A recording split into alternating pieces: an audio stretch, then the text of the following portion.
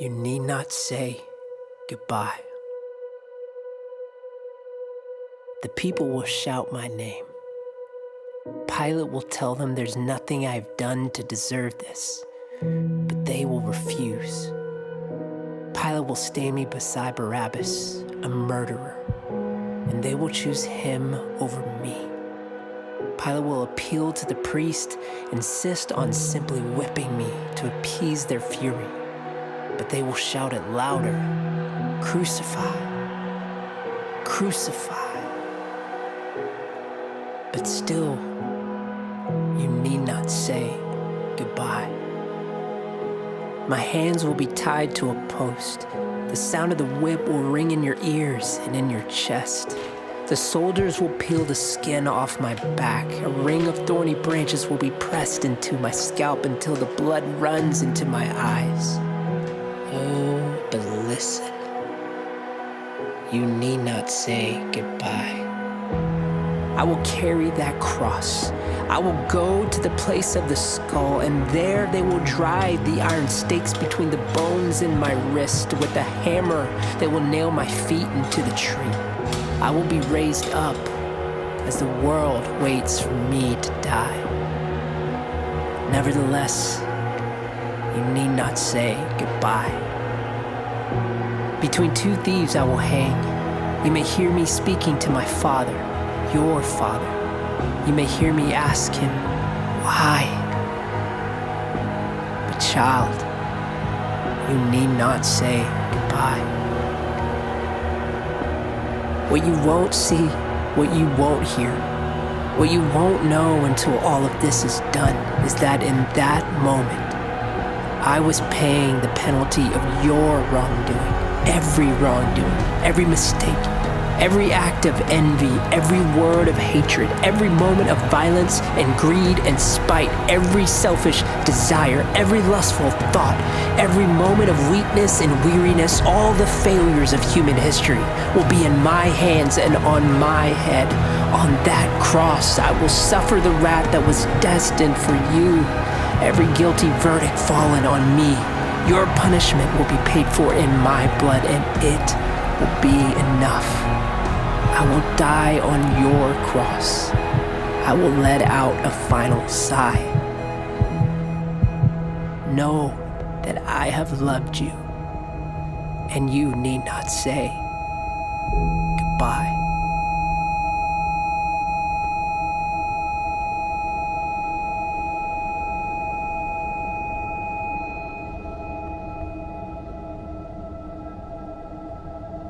But if you must, if you absolutely must say the word goodbye, then say it like this. Goodbye, fear.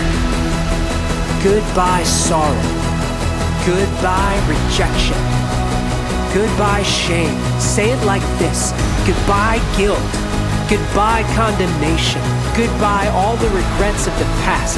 Look up at the cross and speak the words. Goodbye, addiction. Goodbye, chains. Goodbye, hopelessness. Right here in this place, say it aloud. Goodbye, captivity. Hello, freedom. Goodbye, loneliness. Hello, belonging. Goodbye, defeat. Hello, victory. This is the end of the curse. This is the demise of the serpent. This is all debts paid. It is finished. Goodbye all the powers of hell. Goodbye darkness. Goodbye dread. Goodbye every sin. Go ahead and say it. Goodbye death.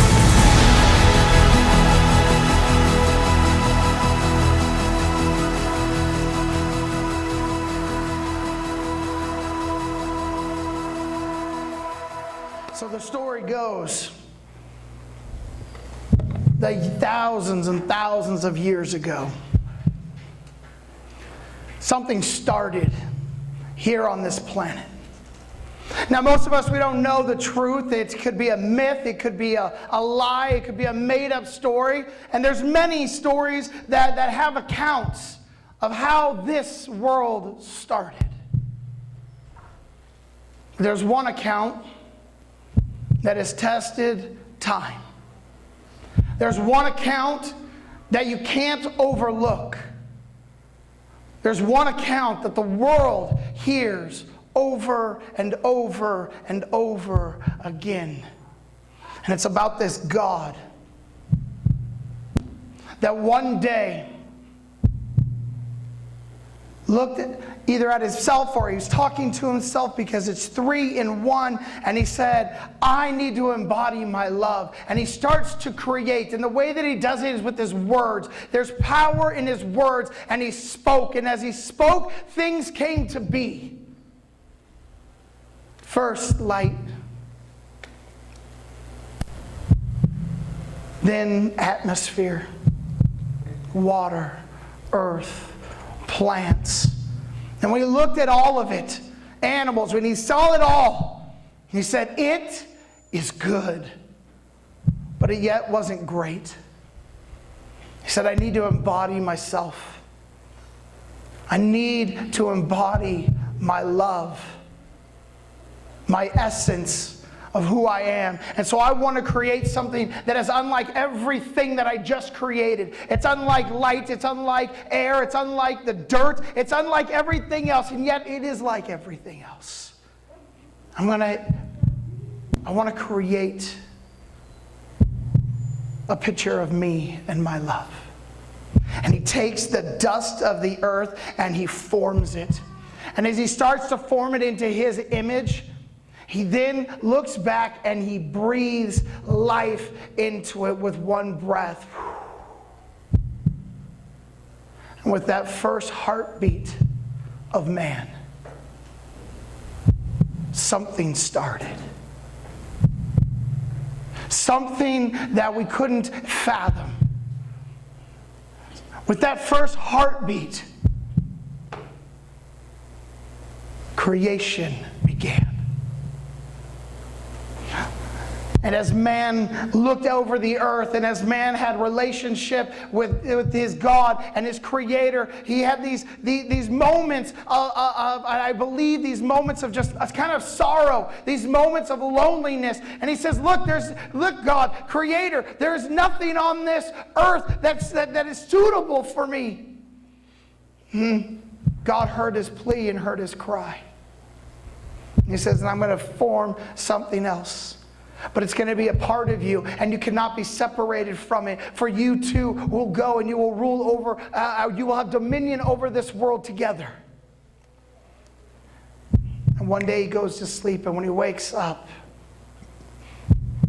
there's this woman, his wife, his helper, his partner. And they fell madly in love with each other. And as they started walking on this earth, there was something that had to be done. They had to live. They had to work the ground. They had to tend to the animals. It wasn't just like, I'm just going to kick back and just watch all this stuff happen. No, they literally had to do stuff together, and they couldn't do it by themselves. They literally had to work together for this to take place. And every evening in the cool of the day, their Creator, their God, would come and ask how they were doing. And one day he gave them a rule, if you would. Hey, whatever you do, don't eat from this tree. It's the tree of good and evil. If you eat from it, you'll be like me. And you'll know good from evil. But as of right now, you don't know that. And you don't have what we call death. See, death was not something they knew about because they were created for eternity. Why? Because that was the image of God. God is eternal. And so they were created for an eternity with Him. And He said, whatever you do, don't eat from this, because this will start something we call death. And death is a separation from me. And trust me, you don't want it. But there was a crafty animal, if you will, a serpent. Some call him a snake, but it had arms and it had legs and it had a voice, and it was smart. See, he understood this concept of death. And he told the woman that was standing next to the tree as she was tending to the garden, and the serpent looked at her and said, "Hey, why don't you eat some of this?" She knew better. She's like, "Serpent, we're not allowed to eat from that tree. You know that." But see, the serpent did something that the world does to us. It confuses us. It tries to get us to think differently than what we know is right. And when the world starts to get you to think differently from what you know is right, this is where death starts to enter. See, what happens is the serpent didn't lie to her. The serpent just gave her a half-truth, if you will. It deceived her. It's a whole different type of a thing. And this is what he said. He said, "Oh, you surely won't die." Because in their mind, death was imminent. But see, the serpent knew that it would take time, that it was a slow and painful process. It wasn't an immediate separation from God, but this would be a separation that would last a lifetime. And so the serpent said, "Oh, you won't die." She says, "I won't?" "No, you won't die. I promise you." So she takes the fruit. Now here's what everybody doesn't really understand is that Adam wasn't too far off. Matter of fact, Adam might have been standing right there. And as soon as his wife takes a bite of the fruit, he doesn't know what death is, but he knows this. He knows that he loves his wife. And he knows whatever punishment that she's going to deal or whatever's going to happen to her, he's going to take the same thing. Why? Because that's what love does. Love takes the punishment. Whether right or wrong, it does not matter. I'm going to take the punishment. And so Adam grabs a piece of the fruit too, and he takes a bite of it. And immediately they saw each other, and they saw their nakedness. What they really saw was their shame. And they went, and they sewed fig leaves together. And they hid their nakedness from one another. But then the cool of the day came. And here came God. "Adam, man, woman, where are you?" Adam and what we come to know as Eve later, they are hiding in a bush and behind of a tree. And Adam starts yelling out. He says, I'm hiding. And I believe God looks and he says, "Well, we're not playing a game. Why are you hiding?" He says, "Because I'm naked." And the Lord says, "Who told you you were naked? How do you know these things? Unless, did you eat from the tree, Adam?" "Well, I didn't eat from the tree." "Well, I did, but it wasn't just me. See, this woman that you gave me, she ate it, and I knew that whatever she had to go through, I needed to go through because I can't separate myself from her. I love her." "Do you love her more than me, Adam?" I don't know. Now God had a conundrum. He didn't know what to do. He says, "There's another tree in this garden. And it's the tree of everlasting life. And if these two eat the tree of everlasting life, then they'll be caught in this repetitive shame over and over again." So God made the decision. He says, "I'm going to remove you from the garden, not to punish you. I'm removing you because I love you. You've got to give me a moment. You have got to give me a while to figure out what I am going to do because I too love you." And so he took animal skins, things that he created, and he had to put them to death to take their clothes, to clothe Adam and Eve. And the reason he did this is because you can sew fig leaves together. And you can do your part, but you can never cover your shame. Only one can do that, and it's the Lord. And he removed Adam and Eve from the garden. But there was not yet one talk of death. This whole time, the one thing that God told them that would happen did not happen yet. And I believe Adam and Eve sat there outside the garden confused, trying to figure out what they were going to do. And then all of a sudden, she gets pregnant. And another heartbeat starts. It's the firstborn son. His name is Cain.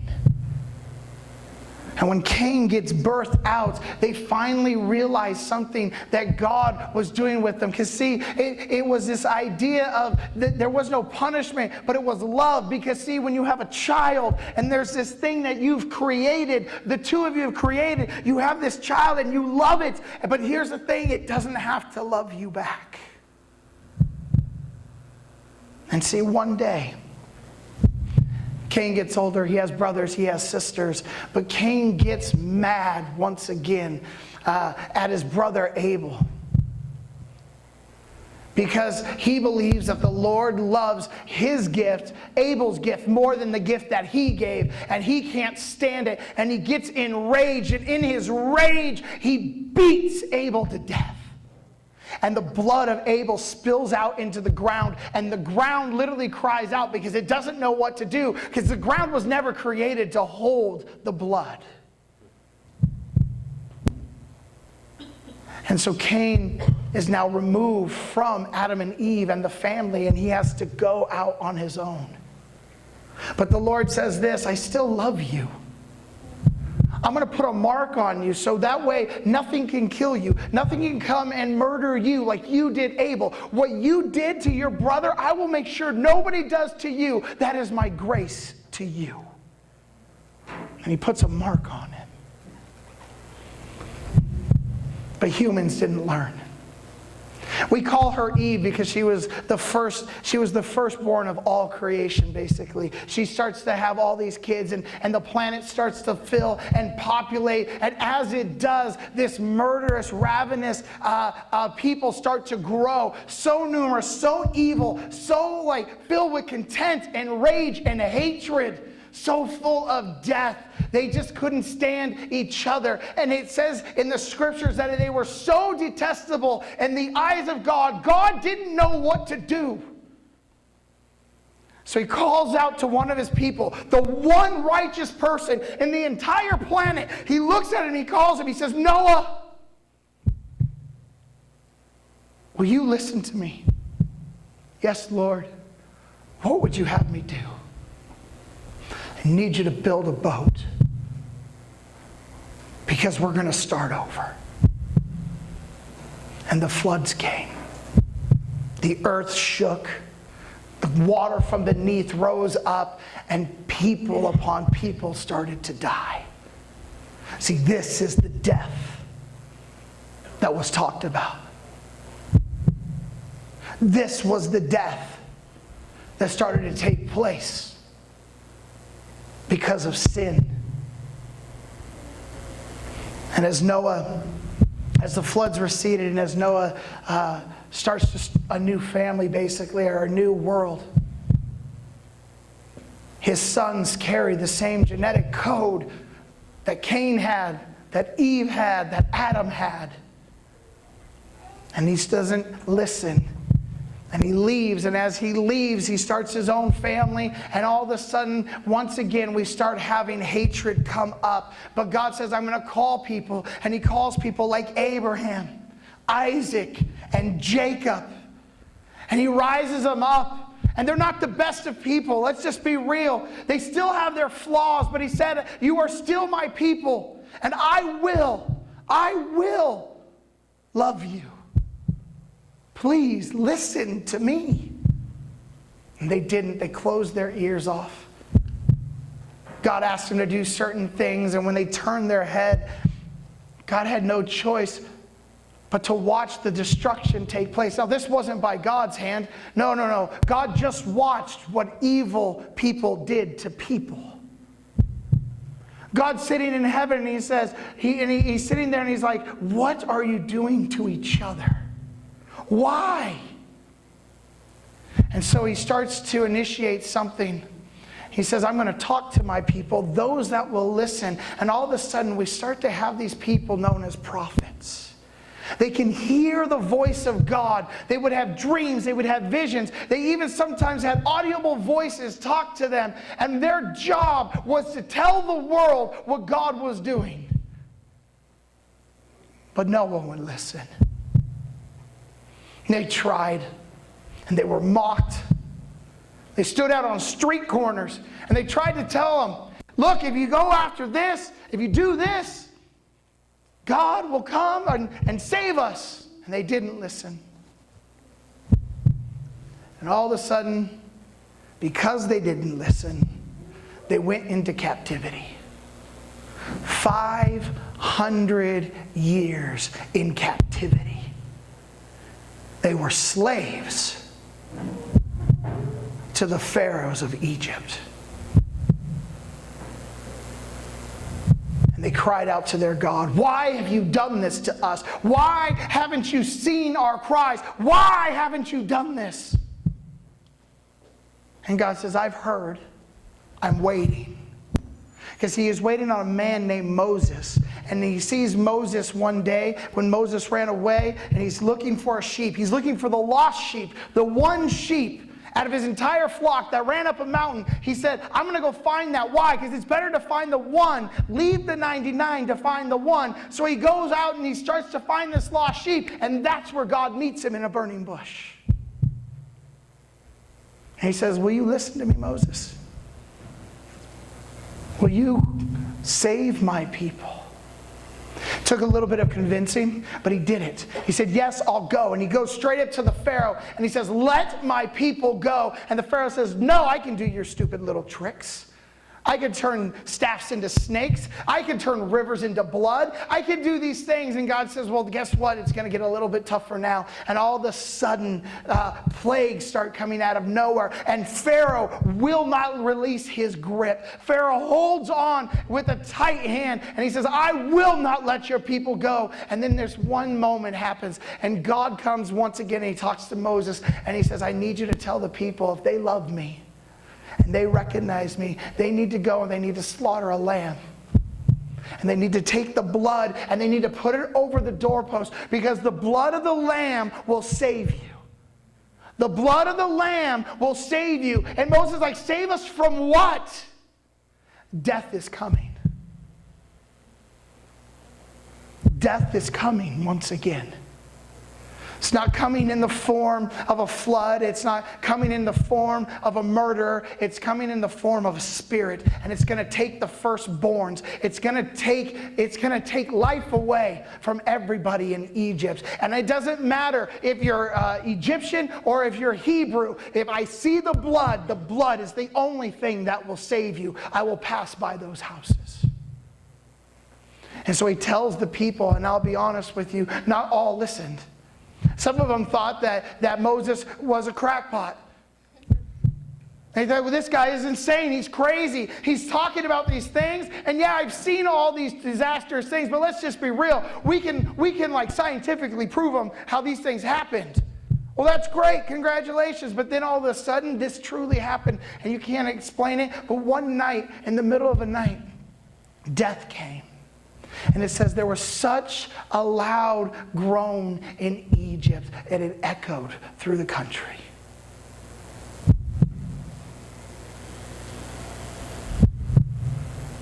But those that followed the blood, those that received the blood, death could not harm them. And the story goes, they take them out of Egypt, and they're in the middle of the desert, and guess what happens? The people decide immediately, "I am not listening to Moses anymore. I want to do my own thing. I know I've seen all these great miraculous things, but I'm tired. I want to see my own thing. It's better for me to die back in Egypt than die out in this desert, so I want to do my own thing." And God says, "Fine, if that's how you're going to be, why don't you wander around for 40 years? And Moses looks at him and he says, I want the promised land. He goes, "I know what you want. But can you get them to want it too?"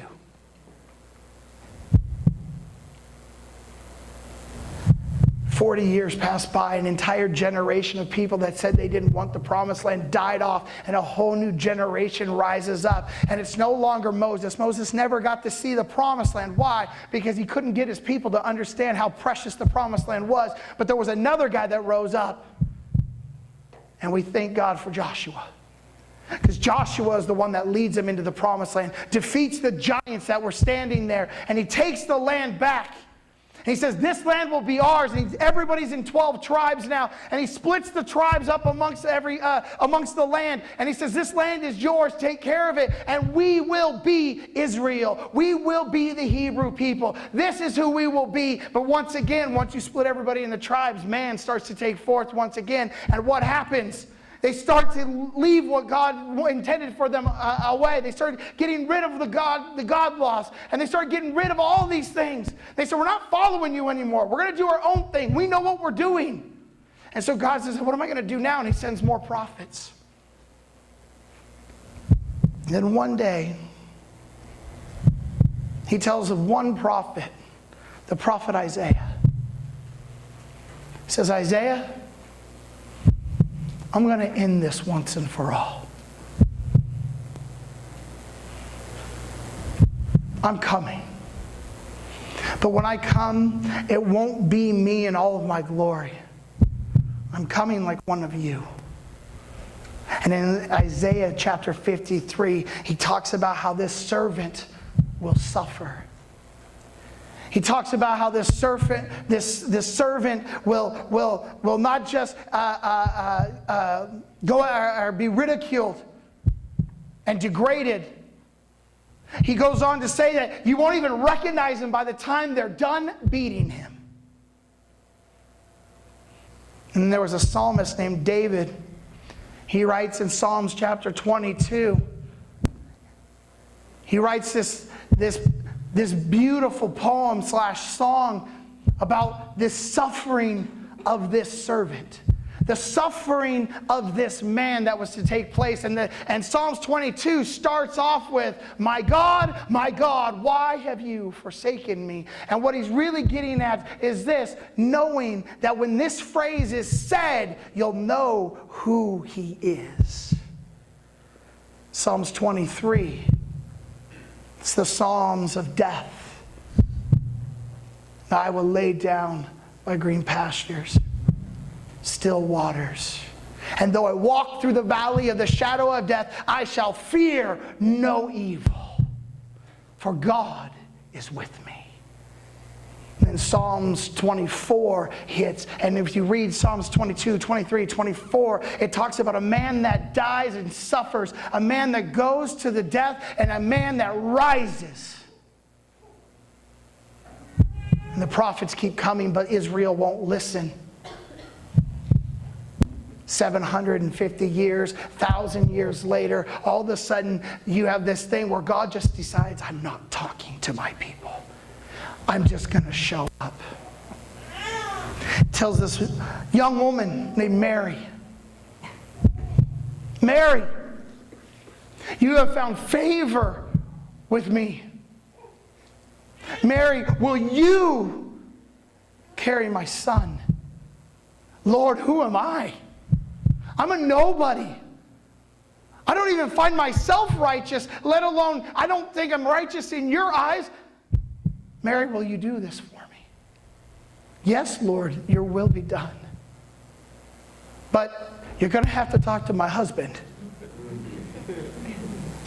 We're betrothed to be married, and if they find out that I'm pregnant, I will certainly die. I'll talk with Joseph.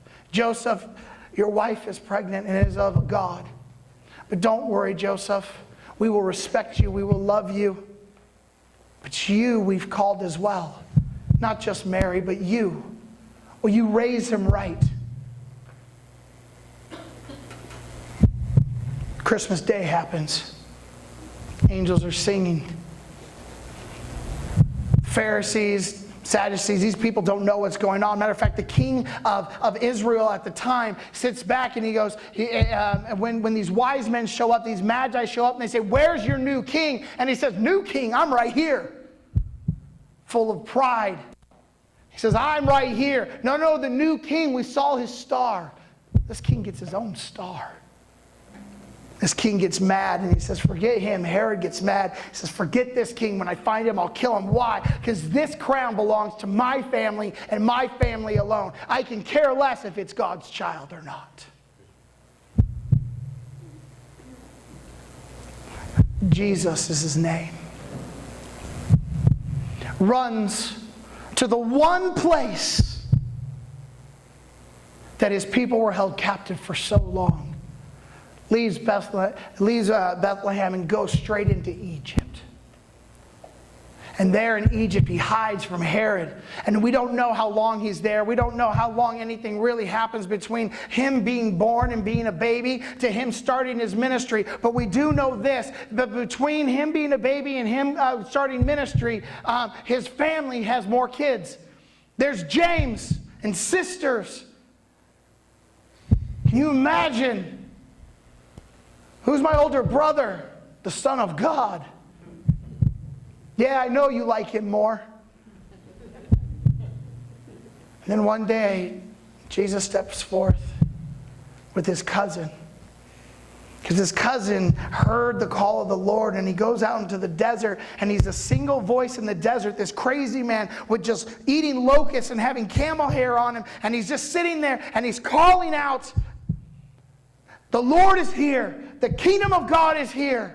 And then one day as he's sitting there baptizing people in the river, he looks up and he sees Jesus coming towards him. And he looks at him and he says, "This is him. He's the one." He gets baptized. As he gets baptized, the heavens open up. God literally comes down in the form of a dove, and he says, "This is my son who I am well pleased." See, Jesus then starts his ministry, and everybody thinks that Jesus is going to be a king, that Jesus is going to somehow come and he's going to take over the Romans and he's going to start a rebellion. Because why? Because Israel is taken over by Rome, and they want their city back. They want their temple back. They want it back.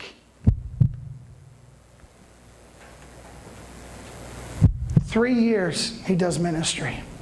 3 years they try to attack him. 3 years they try to find a loophole to get Jesus, to kill Jesus. And all of a sudden, one night, one of his best friends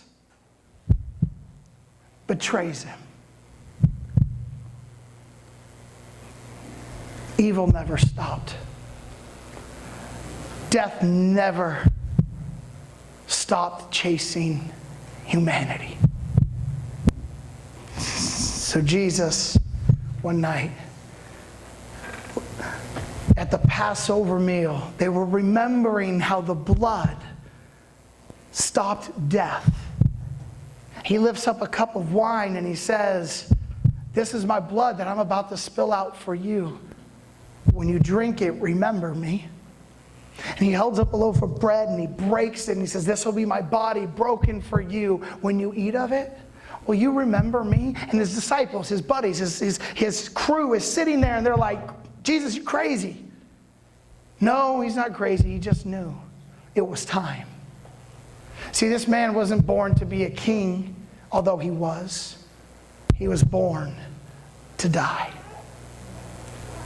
He was born to beat the power of death once and for all. No longer was it going to be animals that were going to save humanity. It had to be God. So, that night,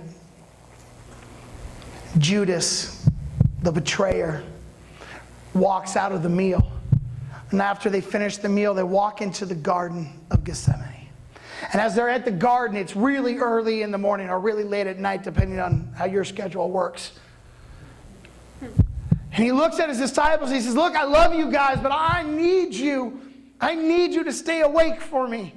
And he goes off on his own and he sits there and he's pleading with the Father because he knows what has to happen. He knows that crucifixion is the only way to spill his blood. He knows this is what's going to happen to him. And crucifixion was the worst pain you could ever go through.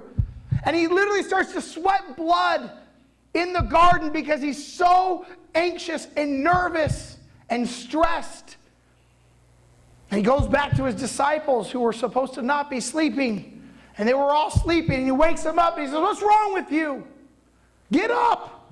My hour has come." And he once again goes back, and he prays by himself, and he says, "Father, if you can take this cup from me, if you can do this any other way, then please take it from me." And then he stops, and he says, "You know what, God, Father, not my will, but yours be done."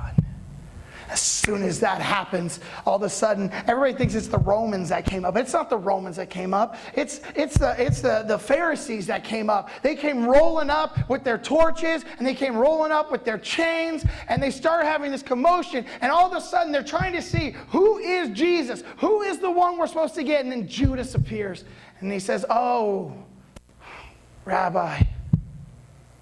And he gives him a big kiss. Does he betray me with a kiss, Judas? And then he gets grabbed, put in handcuffs, and put on trial. Lied about.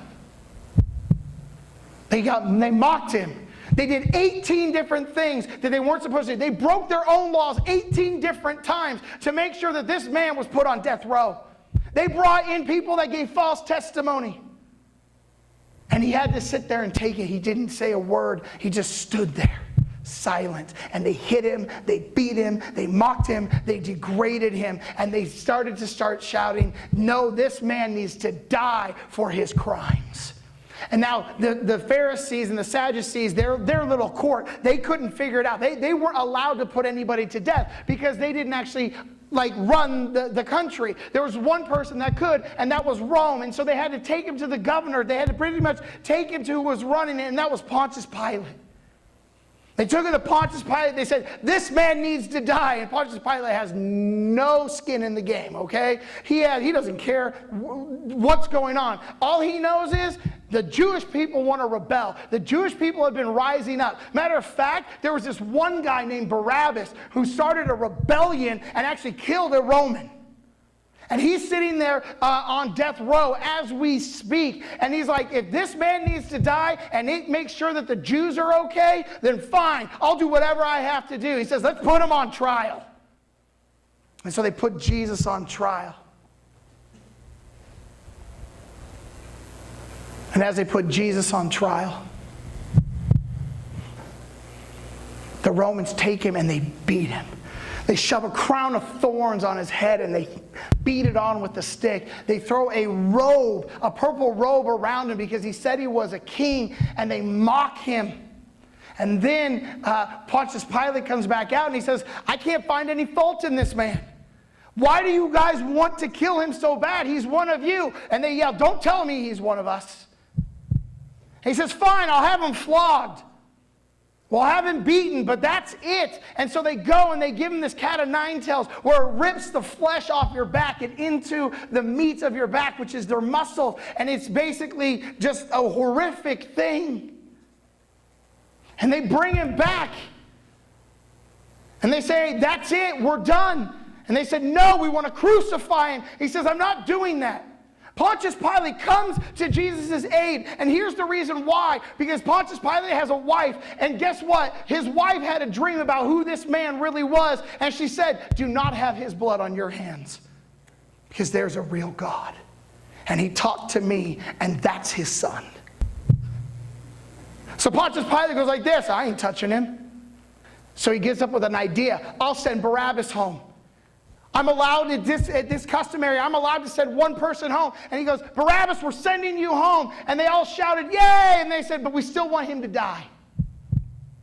See, they thought, they put Jesus and Barabbas up, that they were going to let Jesus go because Barabbas was this murder, but it backfired on Pilate. So the last thing they could possibly do, an uprising started to happen. They started yelling, "Crucify, crucify, take him away, take him away." And Pontius Pilate brings out a bowl of water and he dips his hands in it and he says, "I find no fault in this man.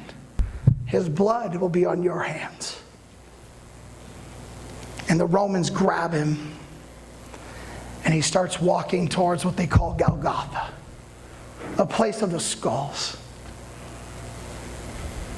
And as he's walking out to the place of the skulls, people are mocking him, lining the streets. Some are shouting for him. Some are mocking him. They're spitting on him. And he's carrying this cross. And he's so depleted. He's so beaten that he has to have a friend, somebody else, grab the cross for him. And Simon or Simeon comes up. And he grabs the cross for him and walks the cross to Golgotha for him. And there they throw the cross on the ground. They stretch him out. And they nail him through each wrist.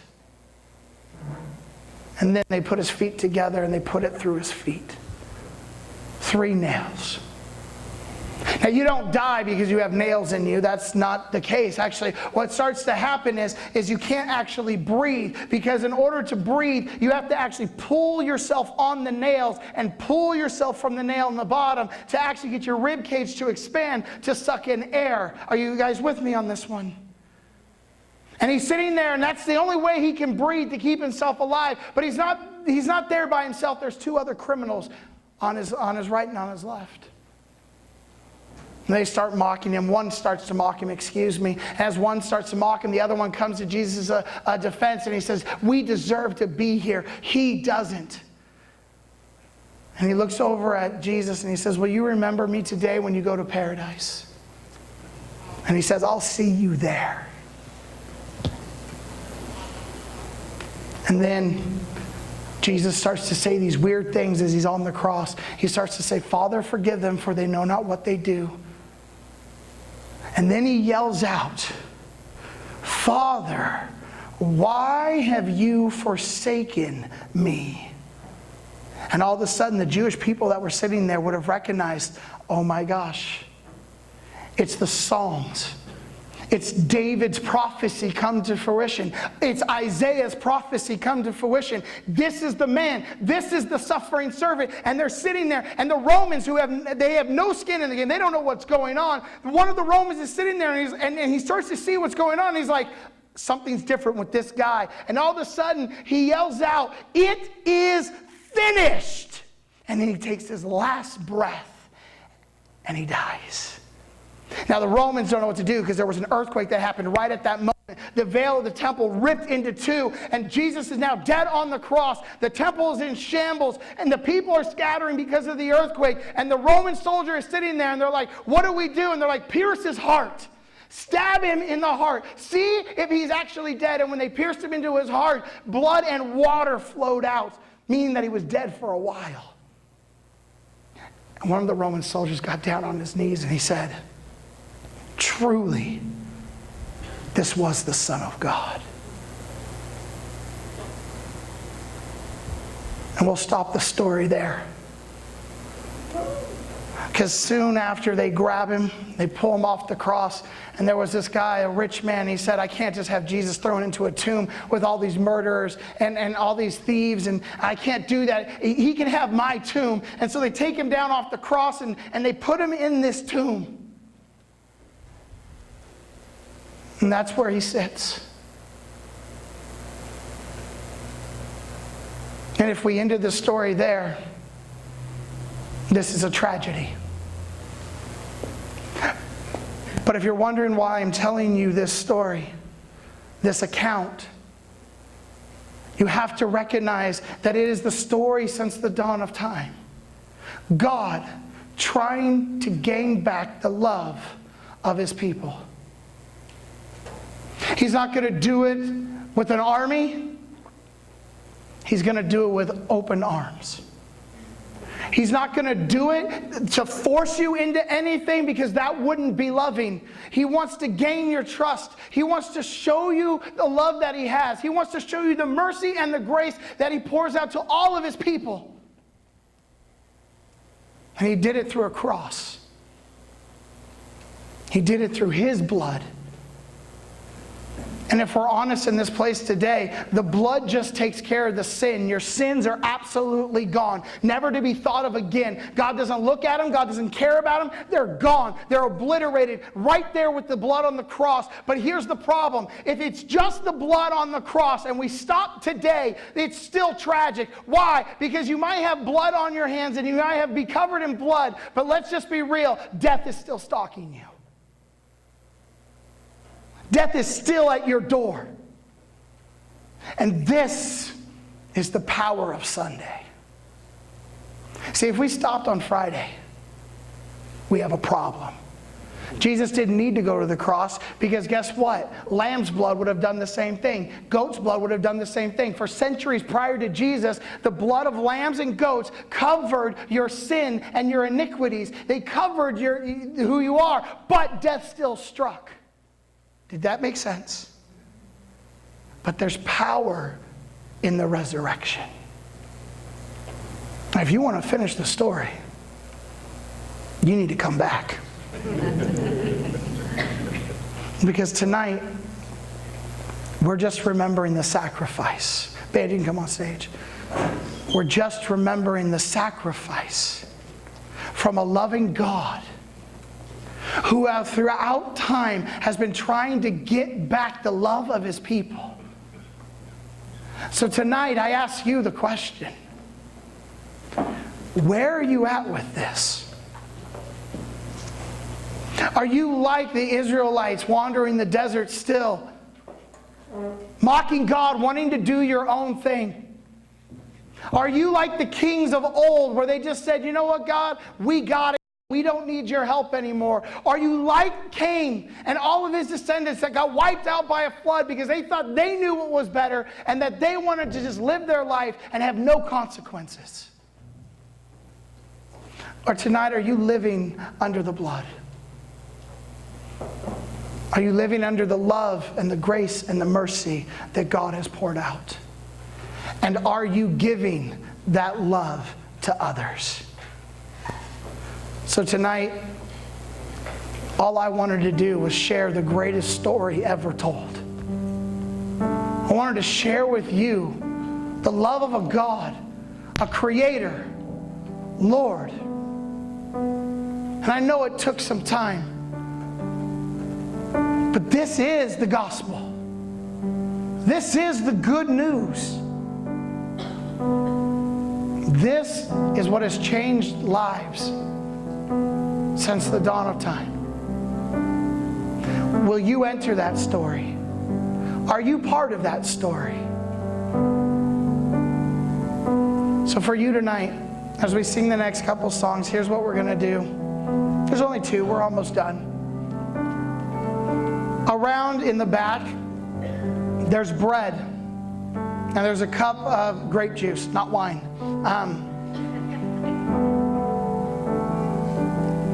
Just like Passover, we're going to remember it. We're going to remember what the blood has done. That death no longer comes to our door because of what he has done. So what you do is you take the bread and you can dip it in to the cup. Please don't all drink out of the cup. We're not doing the Catholic thing, okay? Dip and take it back to your seat, or you can stand in the back. But when you're ready, you take it on your own. Say your own prayer. I know God's been working something in your hearts during this moment, or during this time. If you need to ask for forgiveness, ask for it. He's ready to give it. If you need to be hugged, ask him. He'll give a hug. If you need to feel love, he'll give it tonight. Maybe some of you guys, you're good. Amen.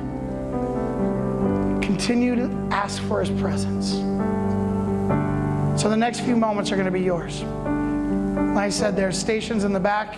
Take, dip, go to your seat, have a prayer. Praise God for the last couple songs. So Father, love on your sons and daughters. May we remember who you are as we sing these next praises to you. God, would you just reveal yourself once again to your people? We ask this in your name, Father.